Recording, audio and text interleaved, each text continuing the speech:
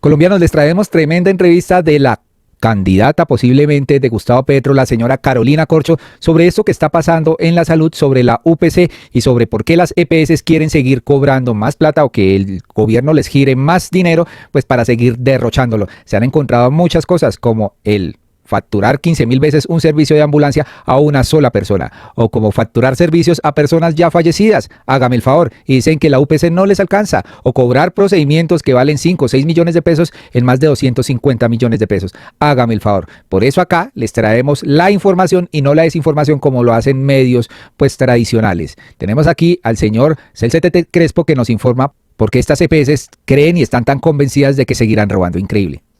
¿Ustedes saben por qué no les alcanza la plata a las EPS, pese a que el gobierno Petro es el que más les ha girado dinero puntual y anticipado, como en 2023 que les giró 82 billones de pesos? Se van a ir para atrás con estos hallazgos de Minsalud y la ADRES. 3.622 personas que habían fallecido en 2022 aparecieron con tratamientos en 2023. Una sola persona apareció registrada con 15.000 traslados en ambulancia. Sí, créanlo, a una persona le facturaron 15.000 traslados de ambulancia. 44 personas fallecidas en 2017 aparecieron con tratamientos en 2023. Hubo sobrecostos de más del 20% frente al precio real en los siguientes procedimientos médicos. La colostomía, que vale 3.800.000, la facturaron al Estado por 786 millones de pesos. Imagínese. La terapia antineoplástica, que vale 9.500.000, la facturaron al Estado en 640 millones de pesos. La gastrostomía, que puede valer 4 millones de pesos, la facturaban al Estado en 492 millones de pesos. La yeyunostomía, que puede valer 7.300.000, la facturaban al Estado en 504 millones de pesos. Los drenajes de colección, que valían 1.100.000, los facturaban al Estado en más de 319 millones de pesos. Legrado uterino, que vale 5.600.000, se lo facturaban al Estado en 244 millones de pesos. Y agreguen que 10 IPS, que son las instituciones prestadoras de salud, eran fantasmas y presentaron facturas por más de 25.000 millones de pesos. Solo en Cosalud hay embolatados 10.000 millones de pesos y usaban el dinero público de la salud para hacer negocios inmobiliarios. Este es el sistema que defienden a rabiar Alejandro Gaviria, Catherine Jubinao, Pedraza, Miranda, los partidos Cambio Radical, Centro Democrático, Peñalosa, Efraín Cepeda y obviamente el sistema que encubre la prensa corporativa. Y todavía estas EPS dicen que necesitan más plata, pese a que les van a girar 95 billones este año y le exigen ahora al gobierno Petro subirles más la UPC, que es el costo por cada afiliado al sistema de seguridad social que el Estado les gira. Y el gobierno les dice, un momentico señores, después de estos hallazgos se les incrementa el 5.3%, que incluso es bastante generoso teniendo en cuenta la inflación. Las EPS se vienen acabando solitas hace años, amigos. Esto no empezó con Gustavo Petro, al contrario, con la reforma a la salud del gobierno del cambio se terminarían salvando. Compartan, que esto poco te lo contarán desde esta óptica. En serio que sí, ¿cómo van a cobrar todos estos procedimientos a un precio exorbitante, señores? Y aún con el descaro, queriendo pues más plata que les gire el gobierno. Y es que ellos creen que hay una bolsita mágica donde se saca todo y no, señores. Y pensar que todo esto lo pagamos los colombianos, ¿no? Pues aquí está Carolina Corcho en una entrevista que ustedes deben escuchar, donde dice que nunca ha propuesto la estatización del sistema de salud, señores. Pero, sin embargo, hay algunos que dicen que sí, que se quieren apoderar el estado de la salud de los colombianos. Pues vámonos a hablar ahora con la ex ministra de Salud, pero también uno de los grandes motores de la reforma a la salud, es Carolina Corcho, ex ministra. Gracias por acompañarnos. Buenos días, bienvenida a la W. Buenos días, Julio. Un saludo, feliz año a toda la mesa de trabajo y a la audiencia. Ex ministra, más allá de la reforma a la salud que va a avanzar en el Congreso una vez retome sus discusiones en poco más de un mes, detengámonos en la situación presente. ¿Qué le tendrán que decir en los centros hospitalarios a los pacientes cuando eventualmente no haya recursos suficientes para atenderlos? Sí, se da lo que están anticipando las EPS, y es que una unidad de capitación que es baja, como el que recibe un incremento bajo, pues no alcance para cubrirlo todo. Bueno, lo primero que hay que decirle a los pacientes, a la ciudadanía, es que la UPC en ningún caso ha disminuido.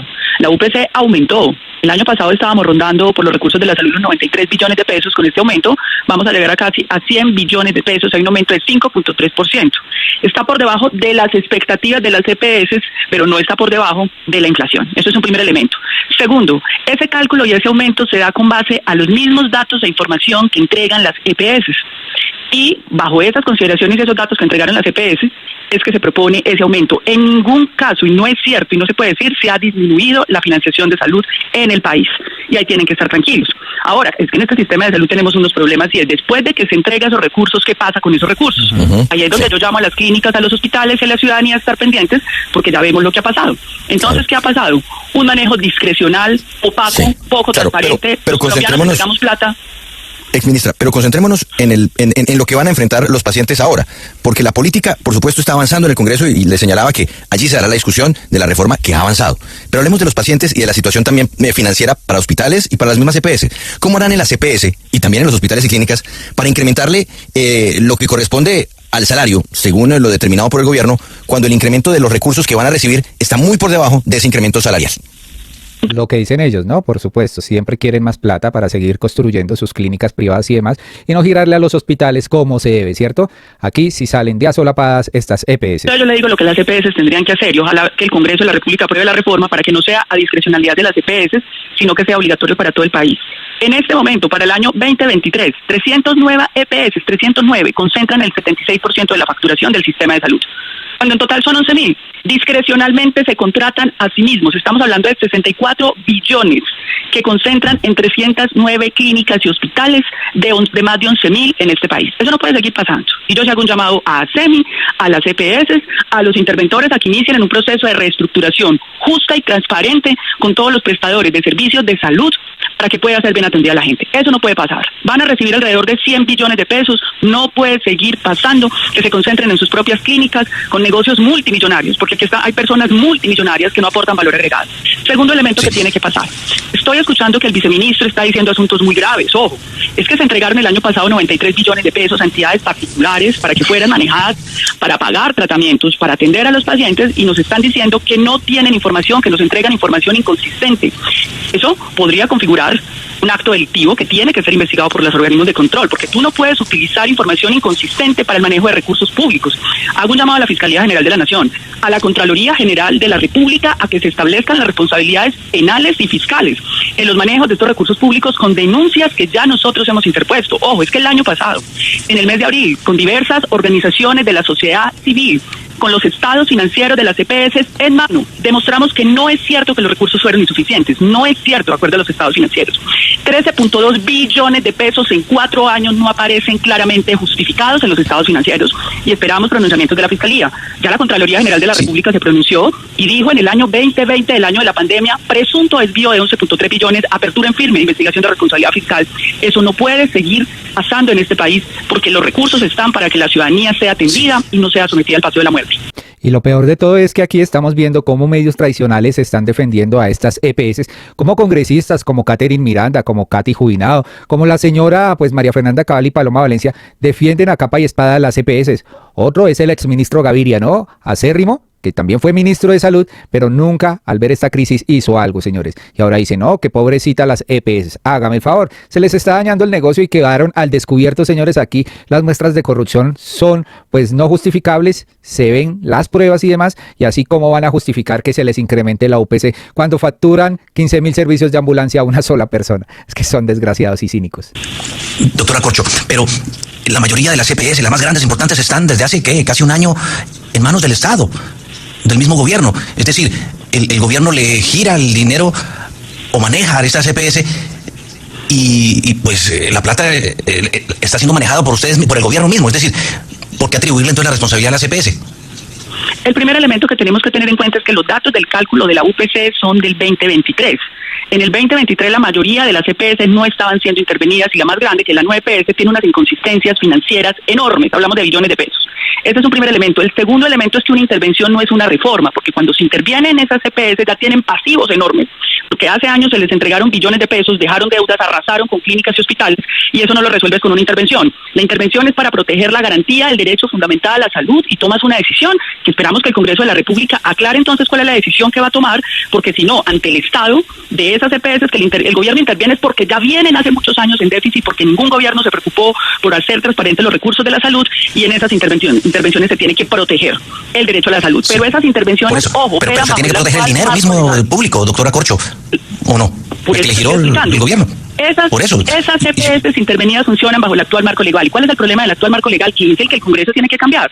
Que el ADRES gira, pero no es ordenador del gasto. Entonces, por ejemplo, tú tienes Sanitas. Sanitas tiene unos mecanismos de integración vertical. ¿Esto qué es? Una sola clínica de Sanitas de 11.000 factura más de 1.5 billones. Ojo, porque este sistema lo permite, porque no está legalizado el manual tarifario que tiene que votar la Comisión Séptima, donde de manera irresponsable 9 senadores de la República hundieron el proyecto de ley que es el instrumento para regular todo el modelo de contratación justa del sistema de salud. Una sola clínica. Y ahí miren por qué, señores, porque tienen a sus amigotes en estas clínicas, hospitales y EPS, y no pueden afectarlos financieramente, ¿no? Se les tira el negocio redondo que tienen, que regulen los gastos de estas entidades reguladoras de salud. De Sanitas te factura 23 billones.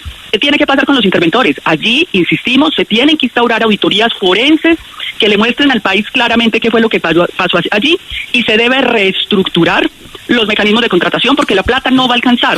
Si 80 billones, solo a una le estamos pagando 1.5 billones que se pagan a discrecionalidad, porque la ley en Colombia lo permite así en muchas ocasiones.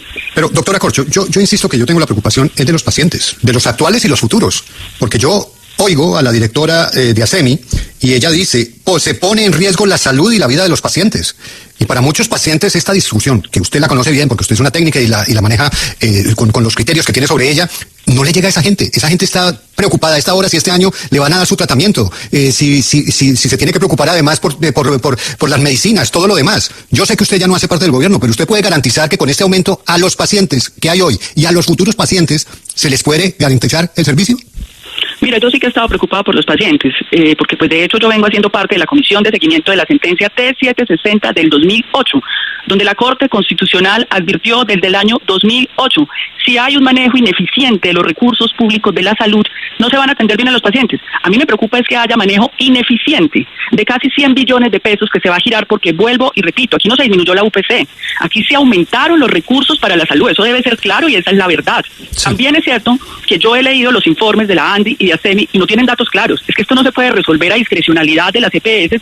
Es que nosotros queremos que nos den el 17%. Escúchame, pero estos son recursos públicos de la salud. Pero permítame. Es un Estado social y democrático de derecho y ellos tienen que sustentar técnicamente y no lo han hecho. En cada presentación técnica es más evidente el manejo desgreñado y el manejo ineficiente de esos recursos. Doctora Corcho, entendiendo, pero yo le insisto en la gente. En un paciente de cáncer que hoy está en medio de un tratamiento y no sabe qué va a pasar en 3 meses, porque independientemente de todos estos problemas, porque el sistema de salud colombiano tiene muchos inconvenientes y hay que mejorarlo sin duda, pero hay gente que está despreocupada por su tratamiento y que en este momento no sabe si lo va a recibir. No sabe si lo va a recibir. Usted puede garantizarle a los pacientes actuales, y como le digo, usted no es gobierno, que no van a tener problemas con sus tratamientos y que la gente se va a poder enfermar, que uno no quiere enfermarse, pero se enferma y que en su momento va a recibir un tratamiento. La ciudadanía colombiana hoy tiene que exigir que las EPS que tienen los recursos y que se le han aumentado los recursos continúen con los tratamientos. Si no continúan los tratamientos, tiene que accionar la tutela. Y hago un llamado a la Contraloría General de la República y a la Fiscalía General de la Nación a que ejerzan su labor de control sobre el uso eficiente. Pero hoy ninguna EPS está facultada en el Estado Social y Democrático de Derecho, en el marco legal, para detener tratamientos, y hago un llamado a las organizaciones, a las veedurías, a que instauren los mecanismos de quejas, peticiones y reclamos, porque no puede haber en este momento ningún EPS diciéndole a un paciente que porque no aumentó una UPC no va a ser atendido. Eso no lo pueden hacer, tengan en claro esto, colombianos. Ahí toca pues gestionar todos los procesos que se den de mano pues de la justicia para obligar a estas entidades prestadoras de salud que pues cumplan con los tratamientos, señores, y no embolaten al paciente como una forma de presión para que el gobierno les gire más plata. Esto sí sería el descaro completo de estas EPS que se dieron cuenta que ya pues tener una no es negocio, ¿no? Eso no es serio, eso es ilegal y eso no tiene ninguna razón de ser. Ahora bien, si las EPS consideran que tiene que revisarse, pues que presenten los datos, pero es que los datos que están presentando no son consistentes. Esto no puede ser a discrecionalidad y a capricho de los señores de las EPS, con todo respeto. Pues abran una mesa nuevamente, el gobierno debe estar abierto a eso. Si hay algunas organizaciones de pacientes que consideren que presenten datos, pero con los datos, lo que han presentado, lo que aquí tiene que haber es una compulsa a los organismos de control, porque con los datos que hoy tenemos los colombianos, por lo menos durante 4 años, tenemos embolatado 13.2 billones de pesos que no han respondido. Tenemos embolatados hoy en Colombia 20 billones de pesos, aproximadamente es el cálculo, hasta el 31 de diciembre eran 16 billones que tendrían que tener resguardados en bancos, invertidos para cubrir las deudas, y el último corte de la superintendencia deben más de 25 billones de pesos cuando ya esos recursos se los hemos entregado a los colombianos en años anteriores. Este informe del que habla el viceministro es muy grave. Eso tiene que llamar la atención. ¿Cómo así que el gremio empresarial, a los cuales respeto y son personas honorables, no les llama la atención que haya unas inconsistencias frente al manejo del segundo presupuesto del Estado? Ahí hay empresarios honorables. Si son honorables, revisen eso, porque no puede pasar en Colombia que se haga un uso ineficiente de los recursos de la vida de los colombianos. Y vuelvo, insisto, aquí no se puede paralizar la atención de ningún paciente porque es un derecho constitucionalmente protegido. Señora ministra, voy a hacer un ejercicio que hice con el viceministro, con usted, para que me dé su opinión. Natasha, en Londres, para usted, ¿el servicio de salud en el Reino Unido es bueno, regular o malo? Diría que bueno en cuanto a la buena protección financiera que ofrece, pero también hay, digamos, resultados sanitarios no tan positivos en comparación con otros países europeos. Pero para su atención de su día a día, de su familia, ¿le funciona o no le funciona? Sí, en principio sí. ¿Cómo le parece, doña Carolina, que el presupuesto del Reino Unido es parecido al de Colombia? 100 billones de pesos. ¿Qué pasa entonces con la plata en Colombia? ¿Se la están malgastando? ¿La están direccionando equivocadamente?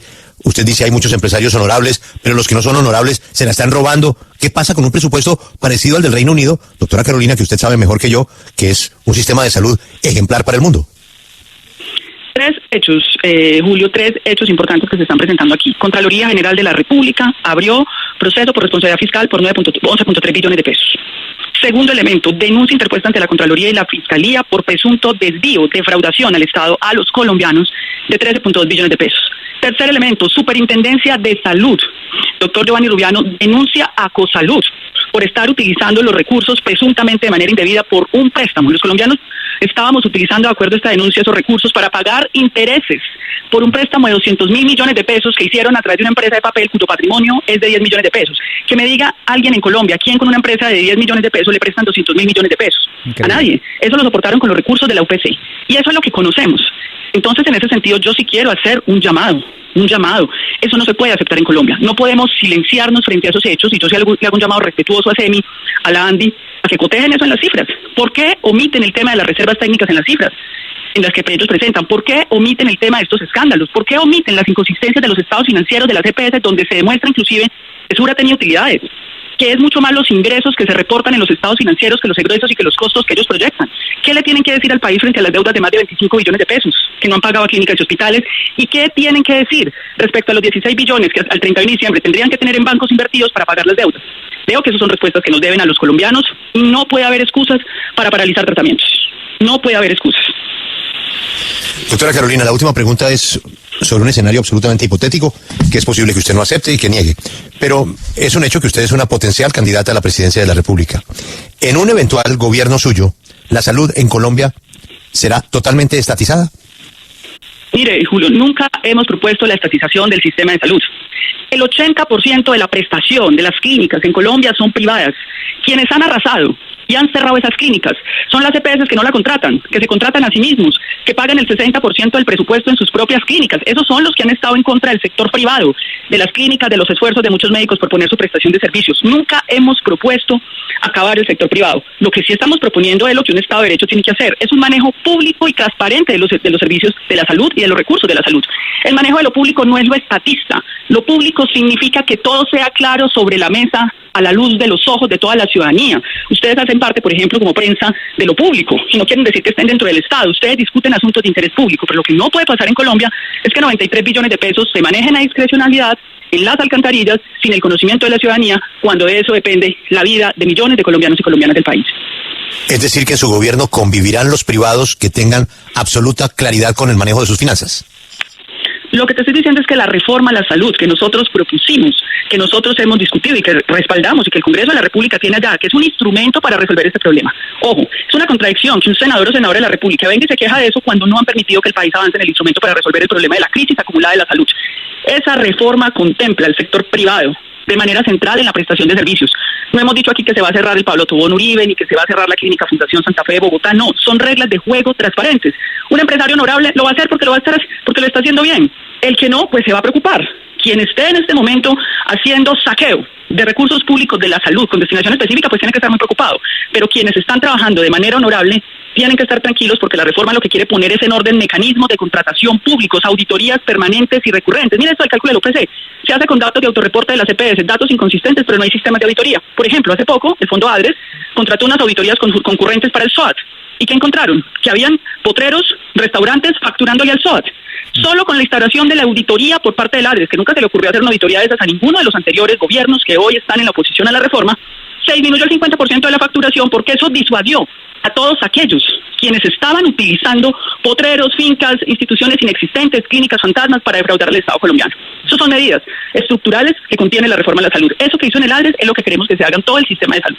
Es que definitivamente Colombia es un país muy corrupto y encuentran la maña para robar. Imagínense los recursos de la salud. Les vale huevo los colombianos, estas personas que se atreven a tanto. Descarados son lo que son. Y mucha gente acá de bien está detrás de todo esto, que está muy calladita, pero que también mete sus congresistas para que peleen por ellos. Ella es Carolina Corcho, para muchos una precandidata presidencial, para otros una candidata presidencial. Fue ministra de Salud y nos ayuda a entender esta discusión que para muchos es el punto de quiebre del sistema de salud en Colombia. ¿Cómo les pareció la entrevista de Carolina Corcho, que los atendió a cada uno de estos periodistas que siempre están en defensa pues de los que manejan los recursos de la salud, que son las EPS, ¿no?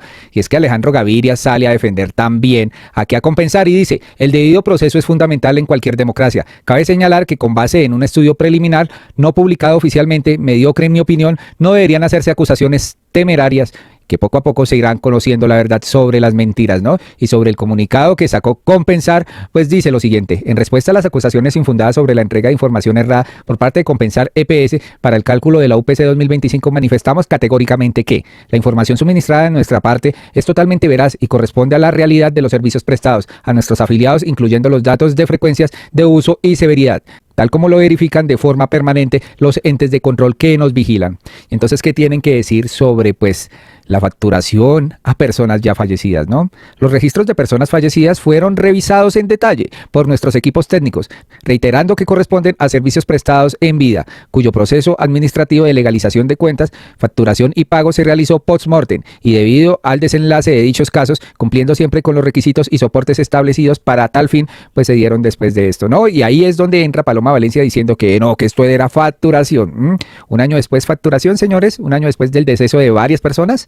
El alto costo de dichas atenciones obedece a que en su mayoría corresponden a servicios hospitalarios, procesos que cuentan con riguroso seguimiento de calidad y auditoría por parte de Compensar EPS y de las instituciones y prestaciones IPS, ¿no? Y aquí lo que vemos es que pues el señor Alejandro Gaviria le están dando un enfoque de creencia a todo lo que dicen las EPS cuando se está encontrando eso. ¿Por qué no hacen una auditoría forense para saber quién dice la verdad? Y aquí es donde se les va a caer todo el teatro. Y aquí lo dice Vicente Calvo. Sigue desinformado, estimado exministro. En la página de Adres pues está todo el estudio completo, señores. Le deja el link para que lo investigue, para que lo cheque, que pues aquí Adres no se está inventando esto, señores. Por último, los dejamos con este video que tenemos que compartir para que esta información pues llegue a toda la gente y abran los ojos y que no se dejen engañar de estas mafias que han gobernado el país por años, que definitivamente no tienen conciencia y siguen robándose los recursos de usted, colombiano. 7 EPS, entre las que más le cobraron al sistema de salud colombiano por atender personas fallecidas. Compensar, según el reporte, atendió 4.569 personas fallecidas, cobrando un valor de 53.959 millones de pesos al sistema de salud. Famisanar, 3.007 personas fallecidas, con un costo para el Estado por valor de 6.198 millones de pesos. Salud Total EPS atendió a 3.128 colombianos fallecidos y cobró por esas atenciones más de 5.700 millones de pesos. Sura EPS atendió a 6.520 fallecidos y facturó 3.342 millones de pesos por dichas atenciones en salud.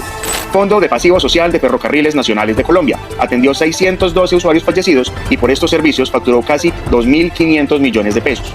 EPS Sanitas reportó atención médica a 2.752 personas fallecidas, facturando al sistema de salud más de 2.000 millones de pesos. Y en séptimo lugar, Cosalud, que atendió a 633 personas fallecidas y le facturó al sistema de salud 1.623 millones de pesos. En total, las EPS reportan que atendieron a más de 23.000 personas fallecidas, con un costo para el sistema de salud colombiano de casi 80.000 millones de pesos. Pero entonces, ¿cómo se calcula el valor de la UPC? Debido a estas inconsistencias, el cálculo de la UPC se realizó basándose en la inflación y no en los datos suministrados por las EPS, ya que estos presentan muchas inconsistencias. Demasiadas inconsistencias, señores. Entonces aquí no vengan a quejarse. Amanecerá y veremos si el Congreso decide aprobar la reforma a la salud o si lo colocan en un coma inducido, señores, porque eso es lo que quieren, dejarlo pues en muerte lenta. Colombianos, hasta acá este video, por favor compartan masivamente. Gracias por escucharnos, gracias por vernos y gracias por sus opiniones. Muy amables y hasta pronto.